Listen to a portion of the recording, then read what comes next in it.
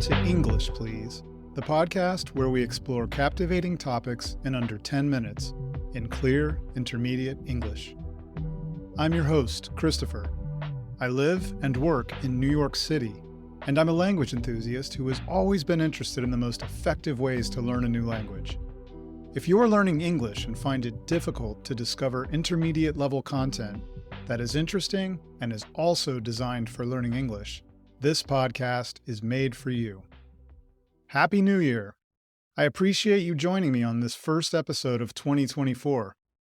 In this episode, I'm going to explore the idea of New Year's resolutions. As the new year begins, it's customary for people around the world to embark on a journey of setting goals and making resolutions for the upcoming months. Let's start, though, with a little history. When did this tradition start? The act of making New Year's resolutions can be traced back thousands of years to ancient Babylon, a civilization that actually celebrated the New Year in March because it aligned with the spring equinox. During March, the Babylonians engaged in a sacred practice of making promises to their gods, seeking prosperity in the year ahead. These promises were often things like commitments to settle debts or to return borrowed items. Yet, they did reflect a real desire for renewal and positive change. Sure, the customs and the time of year have evolved over the centuries, but the essence of committing to self-improvement remains a timeless and universal tradition.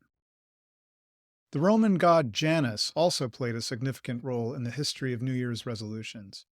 Janus, often depicted with two faces looking in opposite directions, one face looking forward and the other face looking backward, was the god of beginnings, transitions, and doorways. The Romans believed that by making promises and resolutions at the start of the year, which, by the time of Caesar, was January, they could gain favor from Janus. His two faces looking in opposite directions symbolized looking back at the past and looking forward to the future. And the idea of looking at the past and looking to the future is a key part of setting resolutions. Now, let's transition to today's practice of setting New Year's resolutions. Each year, millions of people around the world take this opportunity to engage in self-reflection and imagine a better future. Resolutions typically center around various aspects of life, such as health, personal development, relationships, career. For example, there's always a surge of memberships to gyms as the new year begins. You might also notice that self-help books are bestsellers, and social media is flooded with declarations of positive change. The process of setting resolutions is a powerful exercise in looking inward and focusing on personal growth. Resolutions encourage us to assess our past, identify areas for improvement, and develop a plan for positive change. As we all know, however, despite the best intentions, a significant number of people encounter challenges in maintaining their resolutions throughout the year. So how can we enhance our chances of success in adhering to our resolution? The first way is by setting realistic and achievable goals. Instead of aiming for drastic changes, it's important to consider smaller, more manageable steps. For example, if your goal is to exercise more, start with a reasonable workout routine that aligns with your daily schedule. The second way to improve our chances at sticking to a resolution is accountability. If you share your goals with maybe a trusted friend or a family member, you can have support and encouragement throughout your journey. Sharing the highs and lows of your work can make the process more enjoyable and less overwhelming. Additionally, it's crucial to be patient and kind to ourselves. The path to change is a gradual one, and setbacks are part of the process. Rather than viewing them as failures, we should try to see setbacks as valuable opportunities to learn, adjust, and reinforce our commitments. You know, learning a language is a popular New Year's resolution, and maybe it's one of yours. I know it's always one of my resolutions because every year I'm working on learning or improving my skills at this or that language. I'd like to share one thing I've learned that has helped me immensely in this process. It's vital to set goals. This is so important in language learning.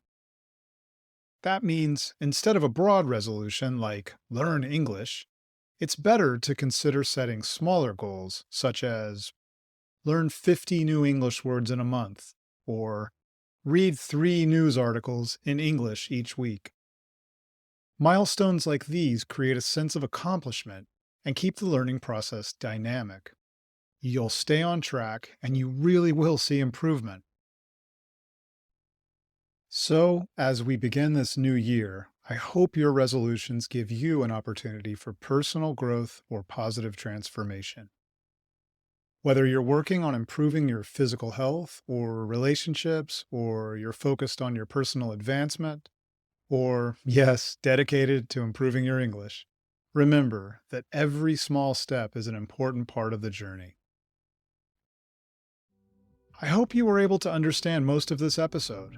And don't forget, as always, there's a transcript available to help you with your understanding. You can find the link in the episode notes. I recommend listening again with the transcript to help with anything that wasn't clear.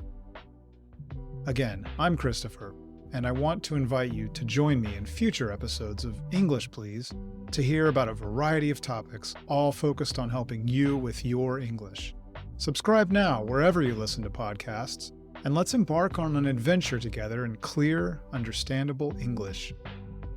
I also encourage you to visit comullen.com/pod for more information. That's comullen.com/pod. I hope 2024 is amazing for you, and I wish you a year filled with growth and success. Happy New Year!